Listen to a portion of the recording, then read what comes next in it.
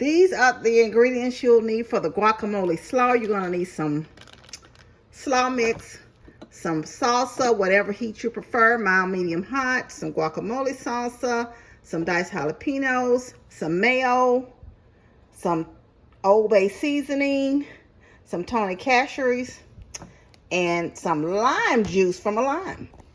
You're going to put your desired amount of slaw mix in there in the bowl. It's just me, so I don't need much.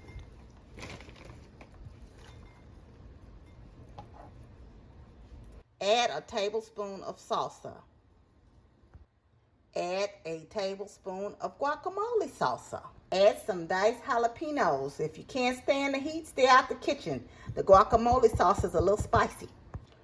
Add some mayo. You're going to add this mayo in layers because you're going to want it to creamy. So however much slaw you add it in layers.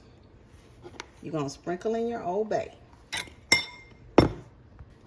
And a little on the Tony cashews. Squeeze in the lime juice.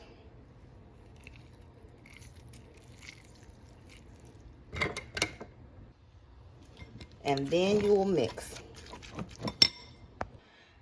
This is the consistency you will need, which you'll use on your fish and shrimp tacos. So delicious. Try it and let me see how you like it. And there you have it, guys.